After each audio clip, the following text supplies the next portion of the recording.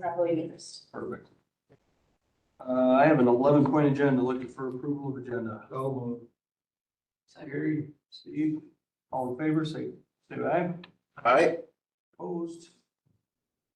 Approval of the minutes from the March 13th, 2025 meeting.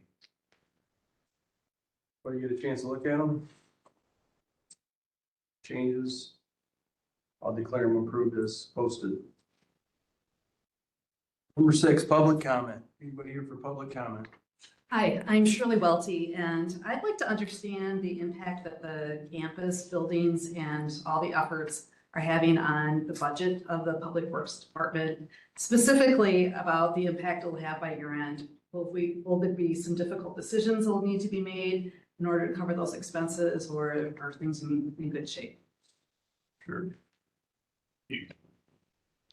I can let you guys speak to how it's impacting your department. I guess you would know that better than me. I mean, there are probably lots of difficult decisions that'll have to be made with the campus. I believe you were at the CRC meeting last night, right? So as you know, that's a different agenda topic, but a series of decisions that will have to be made. I know the various public works departments have helped out with some maintenance issues, maintaining grounds and things like that. So it is taking time away from things that they would normally be doing. I'll let you guys elaborate on that further. So the biggest thing for us is keeping the campus in functioning and clean enough order of not having catastrophic failure. Yes, it does take a time away from our normal daily duties to go out there and address items like patching and obviously with these larger items like the roof replacement, so on and so forth, but we're not doing anything outside of a budgetary capacity. We make sure we have pools of money to pull from that were set aside specifically for the campus to be able to cover these costs. So currently, we're not seeing large like financial burden or impact, just time impact is what it is. Okay, and so you expect that to continue through the rest of the year, or do you think by the end of the year? It's hard to say the time of how much it's going to impact because nobody knows the exact outcome or how long things are going to last. And again, we'll make every effort possible to keep things up and running and functionable until a decision can be arrived by the proper committee channels through CRC. Thank you. Answer your question? Yes. Okay, good. Any other public comment? All right, we'll move to reports. Property management reports, Sandy. Okay, first building at Health and Human Services. Only thing going on over there, well, a couple little items. Had a couple light fixtures not catch on fire, but shorted out in the cafeteria. Ordered new ones, got all those replaced, that's taken care of. Johnson Controls stopped in, they're gonna do their 5-year inspection on the sprinkler system over there. Unforeseen bill, of course, but we've got it in our maintenance budget. The budget over there to cover it, it's $2,100 or $2,200. So, of course, it had to go through the temporary administrator, so he approved that, and then we have to do it, it has to be done by May, so Johnson Controls will come over and do the sprinkler system inspection, so we meet the state requirements. So that will be done in May. EMS building, of course, this is a new building. Got a few items. They're needing some maintenance work done over there. Derek and I met with Mike Jessen and we discussed it. We'll do what we can to help them. So we're gonna have some small things to do over there, some shelf hanging and counter removal and do things like that. We moved all of the furniture that we collected at Melville, the desks and stuff that we've been doing for everybody else. We did the same thing with EMS. We finished that project today. That is all done now, so they all have in their office area, they got some new desks and all rewired. MIS was over there, they did their part. So that's complete. Out to the campus. I brought it up last night a little bit that we still have some plumbing issues out there. And a decision has to be made whether or not we want to proceed with that leak that we had in the ceiling when we did our walkthrough. We had that leak in the band room. So there's a drain, a cast iron drain that comes through the floor from the boiler room. I think I brought this up at our last meeting, but we got a price from Ash Creek for $2,400 because they have to it's a precast floor, so they gotta bust out the concrete, cut it all out, put a new drain in, and then re-concrete it in to tie into the existing, drain that's down below, the trap below. So it's $2,400 for that, if we wanna pursue it. The ball valve was replaced, the one that was causing the leak originally. The valve up above, that was $2,700, but we had to pay that to stop the leak. And then we also had a pump that went bad because of all these leaks. And on the same system. And that pump, we didn't get a written bid from Ash Creek because this pump has to come probably from overseas. They have one that if they can get it, it's $3,700, if they can still get it, if we still want to do it. But if they have to order it, and the time frame is 4 to 6 weeks, and it's $5,700 for that same pump to be shipped. And he says, that's a questionable number because of the tariffs and all the issues coming from overseas. So if you want to get the one now, if they can still get it, it's $3,700. $5,700 if you wait, they can't get that pump anymore. So he said with labor and parts and everything, he's estimating between $7,000 and $10,000 for that pump and the impeller, the whole works, the motor.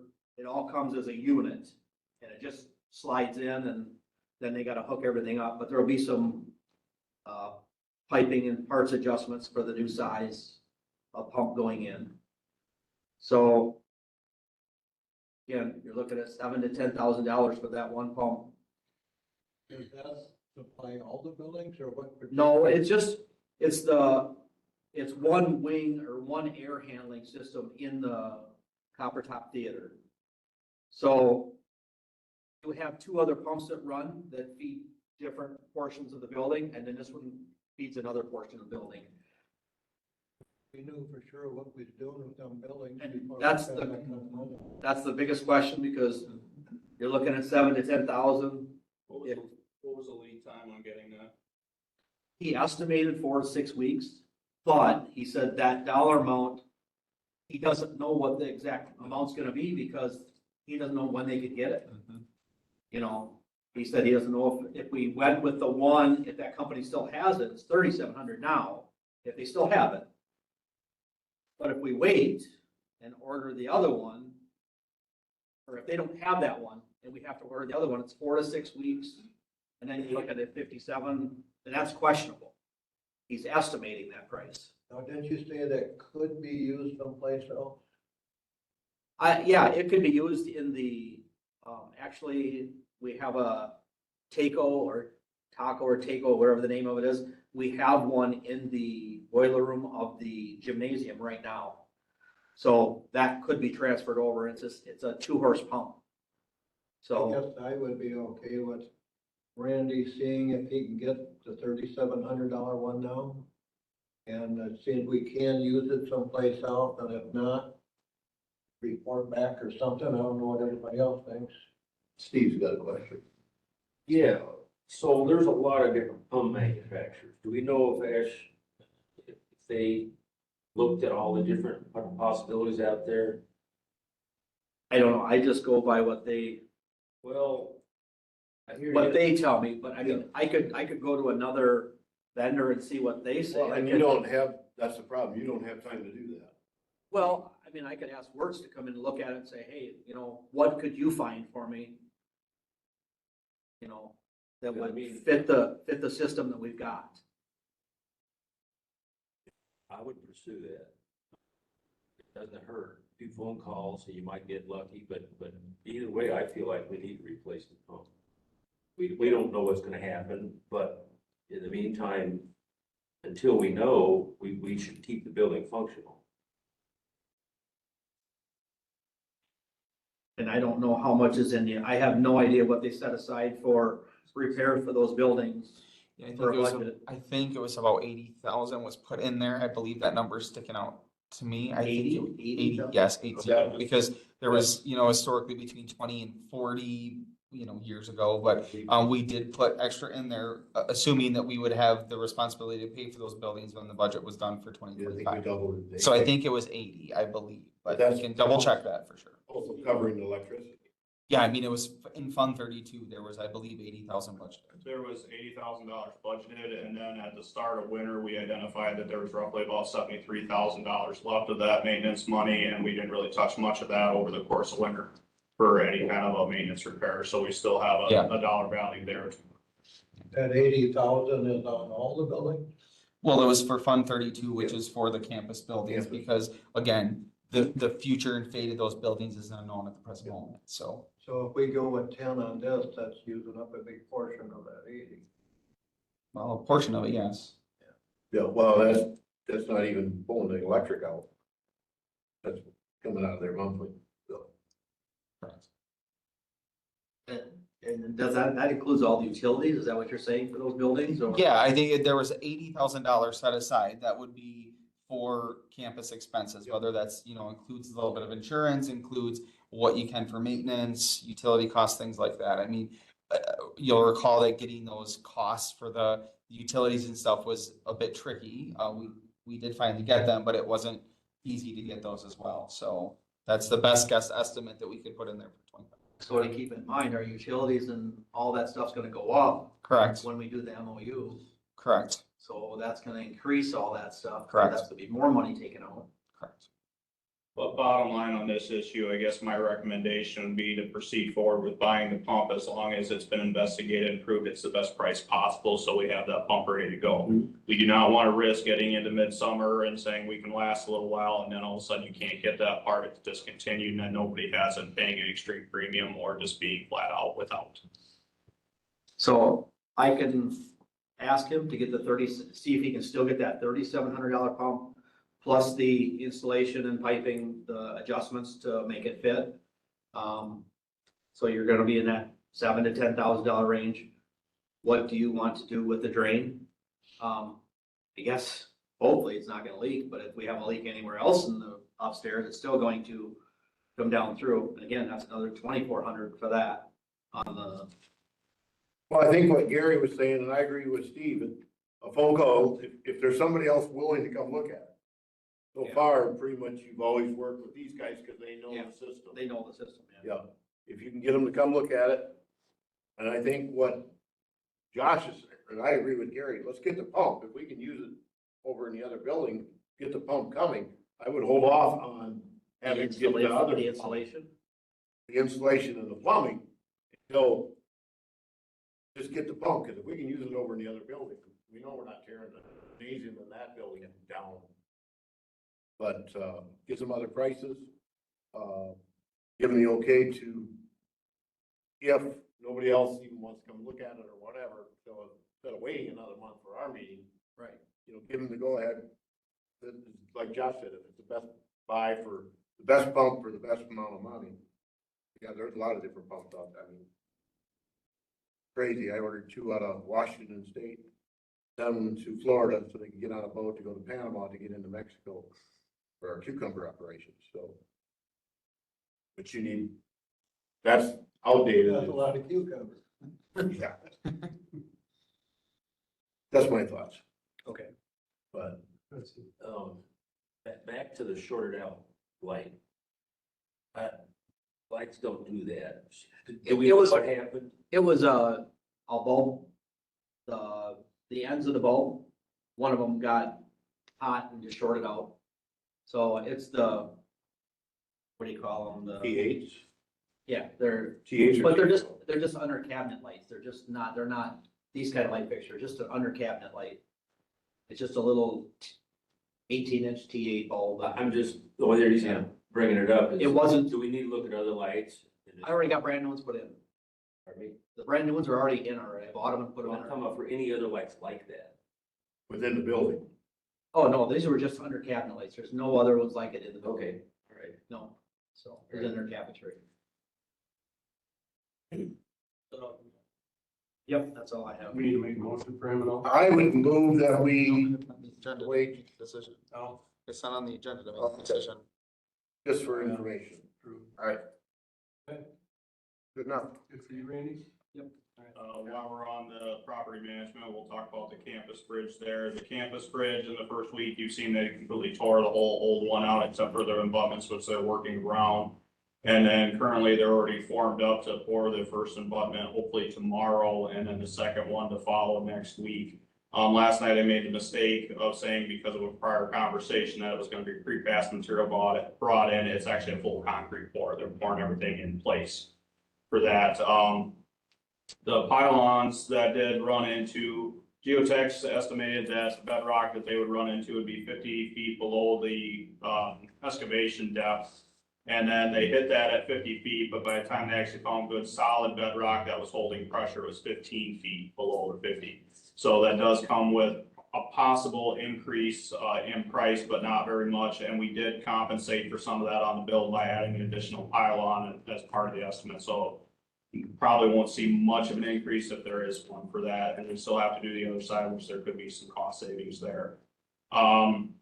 The other thing is they did find a fiber optic line that ran east to west going through there that was not marked in the initial initial layout for the construction, but they did just mark it, and that is identified what we believe is Frontier. Frontier are identifying that it's not their line, that they don't own it, and the plans show it's Frontier's line. But then the other part of it is, it's supposed to be a dead line, does not, it's been powered down, it no longer is functioning. So they're going back to Frontier again to put screws to them a little bit to really identify this one, because once we can do that, then the next pylon is gonna get drilled right through that fiber optic line if it's not an issue. And again, with all that being said, they are cruising right along and they still plan on a completion date of June 17th on that bridge. That's what I have on campus. Did it not have a tracer wire with it? I mean, Right now, it's not showing anything. It's just a dead-ended line that runs through there. cut it, you find out who it is. Sure. That's not in the budget either. I believe that happened yesterday up by La Crosse, and the hospital Yeah. didn't have telephones for all day. Question, drawings for the bridge, how are they submitting that? Where are those? I can provide you the drawings. I have copies of them at the highway shop. I'm just saying in terms of records of things that we do, I don't know where it's stored or how that's done, but It's stored, MSA have all the original plans, and then they provide us with the copies of the plans. understood. In our county filing system, where will those drawings go? And it'd be They have nice to kept get- all the bridge drawings and plats are always kept at highway department in the file cabinets You've there. got them? I have. Okay. And was that an open-ended bid on that? I thought it was like, this is what it costed. It's not worst case scenario, but on the bridge itself. It wasn't open to the public bid. No, Anybody- no, what I'm saying is that, you said that it could be a little bit more because of bedrock, whatever. They put together solid estimates for us as close as they could without actually putting a shovel in It's the just ground. an estimate, not a bid. Nice. Correct. The bid itself from Larson came in at 523,000. We estimated 600,000. All right. As part of the bid, did they give us unit prices for things like that? Correct. Okay.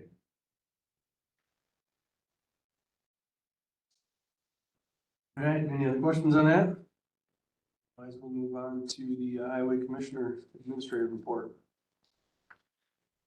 All right, I got a few things to go over here, but we'll start in just the regular county operations. On the county side of stuff, we've been primarily working out on County Highway 00. We have LRIP funding for that, which we plan on putting to work next year for construction. And that runs from Riverview Ridge down to Highway 60. And the main part there is just clearing the brush and the trees and as far back as we possibly can down through there to start with culverts and, you know, if we have to do anything with utilities or not. Otherwise, they've been working over on County Road Q and E's intersection. They cut a bunch of brush back from there, and then they're also working with landowners to remove a bunch of old fencing that is no longer being used, that was in the right of way, and we're just kind of cleaning things up. And then they also recently completed the annual crack filling around the county, and there's multiple different various county roads that go into that. They travel around, they identify the bad areas, they go through and fill the cracks. And then they're just starting into the shouldering now that it's springtime, and we're hoping the snow doesn't really happen much anymore, and then we don't have to do much for shoulder repair, but we're starting to add the gravel, pull shoulders back in other county roads. On the state side, it's basically patching, just blacktop patching. We've utilized them over at the campus for some of that, and then guardrail repair. And then we had about a week where we had them study really hard because they're getting ready to start spraying the growth inhibitor on all the state roads. So they have to get certified with that each year. So there's a whole booklet about YATIC that they have to study, and then they have to go out and take a test for it. I think they just completed the test day before yesterday, and we haven't got the results back yet. So that's all in the county and state, just general day-to-day operations. Recently, you guys knew that I was awarded an opportunity to go to Washington, DC, to be part of the TEA discussions with politicians and so on and so forth. This was the first time I've had the opportunity to go to that. I think it's really beneficial for Richland County to have their name at that setting, especially in DC, because what we're actually doing is more or less lobbying and talking to the representatives in one centralized location as they're putting budgets and things together. You go out there, you thank them for all their efforts that they're doing, and then what you want to try to push in this case for this year, I'll just do like the quick punch list.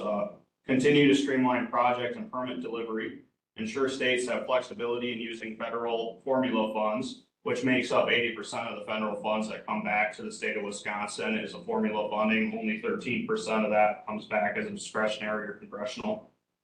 Support efforts to bring discretionary dollars to Wisconsin while moving toward more formula-based funding in the next surface transportation reauthorization, which is coming up this year. It runs every 5 years is when they do the reauthorization. Provide timely and full funding of federal programs through the appropriations process. Preserve the tax exempt status on municipal bonds, because the thought process has made it out there that they wanted to start taxing municipal people for the municipal bonds. Consider ways to shore up transportation investment in the highway trust fund, including national electric vehicle registration fee. So you have a lot that's representative as the transportation, and it's not just transportation on highways. You're talking subways, you're talking barges, you're talking any type of transport from point A to point B and moving people around. That's what you're focusing on. So it's not just, highway commissioners going out there to represent this. It's also the engineering companies. It's also like the local 139, Wisconsin Asphalt Pavement Association. There's a large group of people that go out there to really try to push these points and sit down with representatives. And we do it as we all split off into subgroups. Group A is going to this representative at this time, pushing the issues. And then at the same time, over on this building, this group's pushing those points. So it's a combined effort trying to secure and make solid more of the federal investment coming back to the state of Wisconsin. And of course, there's always state issues that have to be done at a state level, but that's the basis for going out there. And it's always nice when you sit down in a room, they're not used to seeing a small county like Richland show up in Washington, DC, so it puts their name on the map. As time goes on and, I get more involved in WCHA, this is going to become more of a regular thing. And I think it is, again, really beneficial. I don't care who's sitting in the commissioner's chair. You need to be part of that political aspect of it and making sure that Richland County is properly represented and put us on the front end of things rather than finding out later on after things already happened. So that's the DC trip in a nutshell. Next, we'll go into the monthly bills as far as review, and understand that eventually we will be getting away from just doing a review of the monthly bills. You guys are going to start seeing like a live active view of our accounting. State auditors are scheduled to come to the office the 20th and 21st. Yep. Is that the correct dates? They're doing their infield review. Once that's done and we get a clean bill from them, then we'll be able to work with that. It's a guy named Tim Ramberg I brought in from St. Croix County, and we're going to be working on a simple spreadsheet that's very easy for everybody to understand. It has a live view of where our monthly bills are, money coming in, money going out, and projections and how we budget for things. So more of an interaction with the committee. So to review the monthly bills, grand total this month was $463,785.30. Payroll obviously are the big ones. The only other really major one was the universal truck. That was the body bill for one of the trucks we got back. We still have 2 more trucks to receive from them, and then we should be caught up to current date as far as the truck purchases go. The last big one on there, Obviously, the CNH industrial contractor lease, that's the lease that we approved, several years ago. Now 22,298.91, and the next biggest one is like $6,000, that's from Roland Machinery, and again, that's where we get our snowplow blades from, that's just restocking. So that's our monthly bills. Well, Josh, I got a question on the bills. That truck, is that all decked out, plows, sanders, all that stuff? Correct, so, again, it's good to ask those questions because the first thing that we do is we purchase a truck. And by a truck, I mean it's a cab, an engine, frame, wheels. That's it, that's what you purchase. From there, you go into what we call the body build.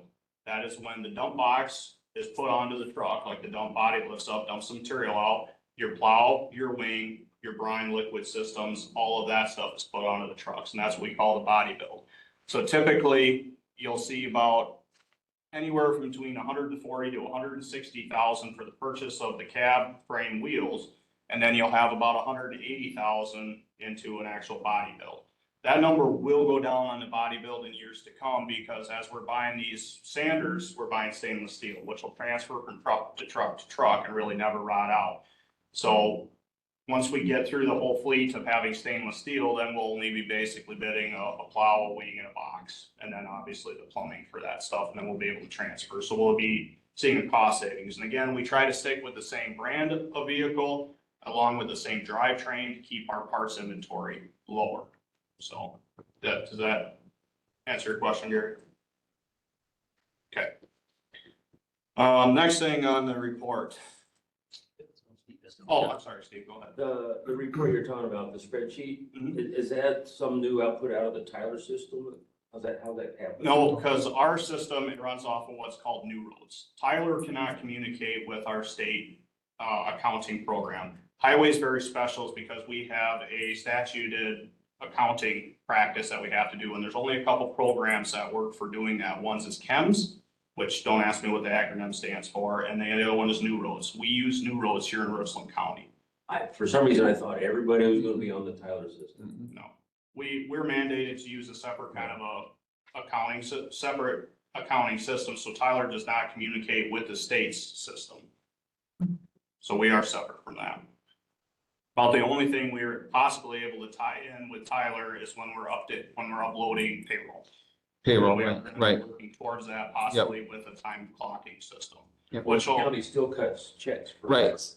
Right, so then the expenses are still, they can still be imported in Tyler, and we're still cutting checks. So it will go through, but his program's a little different. so our program's again different because we run through New Roads. When it's time to pay bills, we pull the data from Right. New Roads and then we upload it to the courthouse and then they run it through Tyler. Alright. So we're it'll be still imported not- into we're still Tyler. not one full integrated system. Well, the information still goes into Tyler, so it's still a countywide system. They just have to keep theirs separate on their end, on that program, because they have to use that. So it'll still feed into. Required of the state. Yes, Right. I yes. didn't know that. And Yep, we it's just develop- it's an import. We're importing the data. Correct. And then we have a crosswalk, if you will. Correct, So our right. account numbers, we have our account numbers, they have theirs, but then there's a crosswalk in between Correct. so that we can communicate with one another. So it will be in Tyler. What other parts of the county are still importing into Tyler? Pine Valley will import stuff into Tyler as well, but otherwise everything else is functionally done in Tyler. Josh, I was looking for Miller Brad up there. Have we fulfilled that lease with them on that 170 or? I am so glad you brought that up because that happens to be my next talking point. Oh, Anything else on the trucks before I proceed into that? Okay, so speaking of that wonderful Cabelco, that was a contract that was done prior to me coming on board. Roger signed off on it. It was supposed to be, from my understanding, a 5-year lease, which means you have 5 annual payments, and at the end of that payment, the end of the 5 years, you own that piece of equipment or you pay $1 and then you own that piece of equipment. Well, we found out that contract was not that way. You pay $22,862 a year for 5 years. At the end of the 5 years that was signed off on, that equipment would have to be returned to Miller Brad and you would have to pay a balloon payment to the bank. Our balloon payment came back as $95,000 that we were going to have to pay, with also turning the excavator back in. I wish we figured by the time it was all said and done, we would have paid for a brand new excavator and we would have zero to show for it. This was brought to my attention, a couple days ago? Yeah, I just talked to you about it a couple days Yeah, ago. cause I had just found out about it, cause we received a bill in the mail for $95,000 from First Bank and I was kind of in shock over the whole thing. So after getting necessary parties on the phone and figuring out the best route to go, we are going to engage, the contract again, where we will do 4 more annual payments, so 4 more years.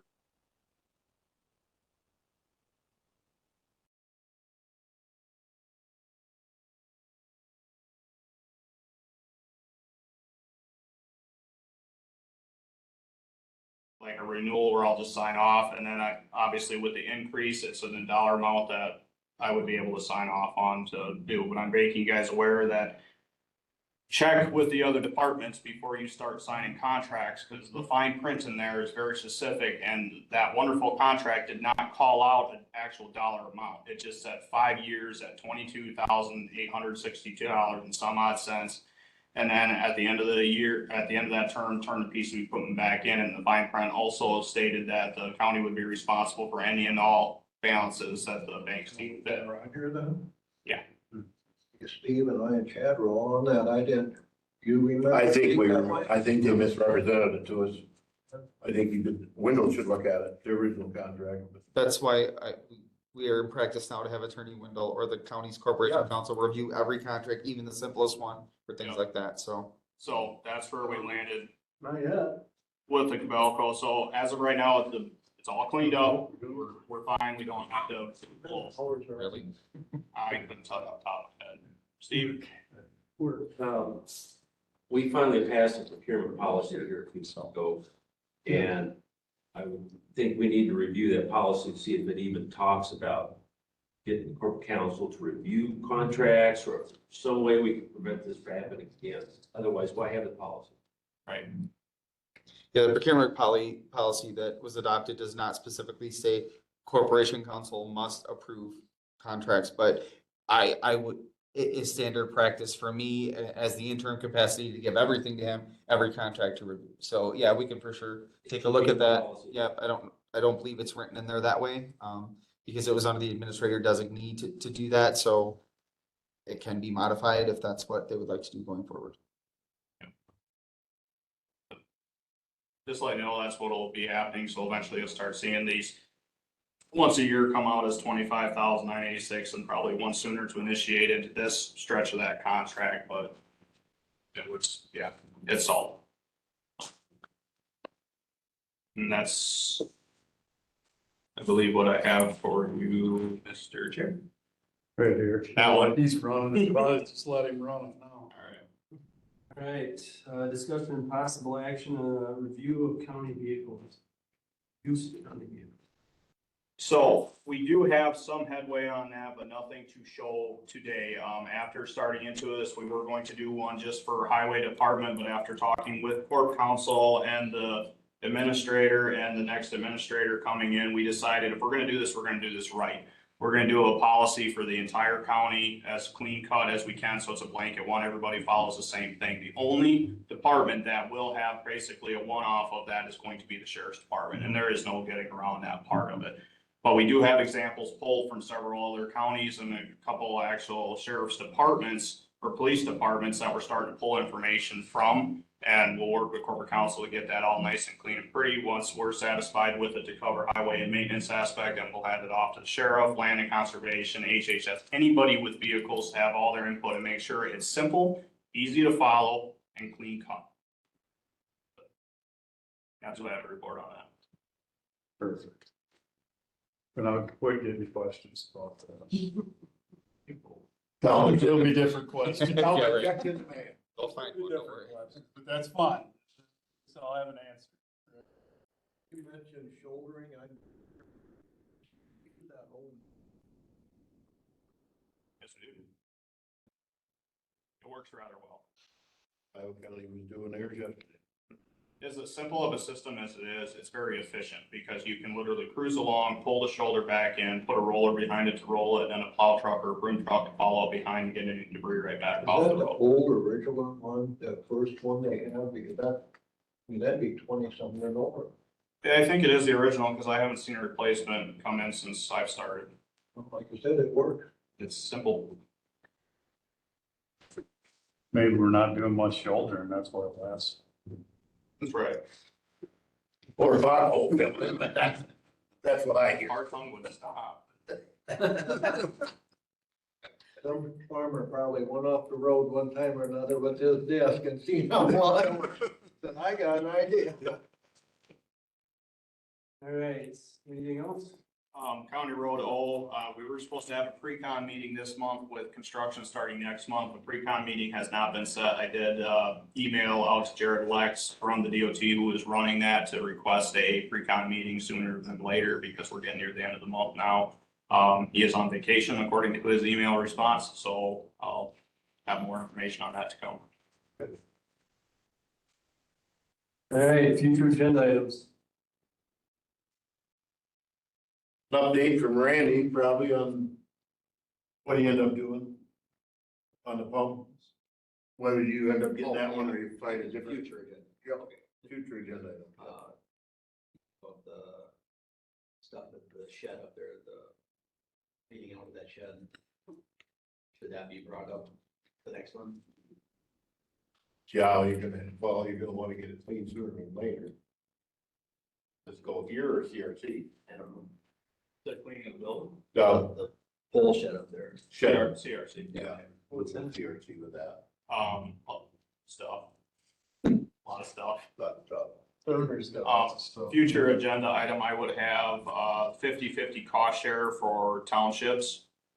I'll have 4 townships that we need to start a resolution on to pay them their 50% back.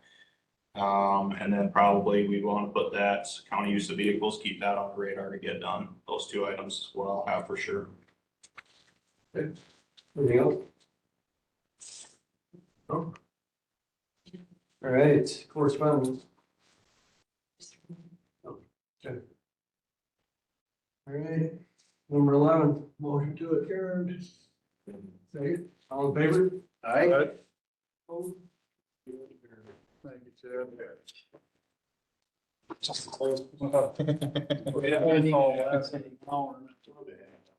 Yeah.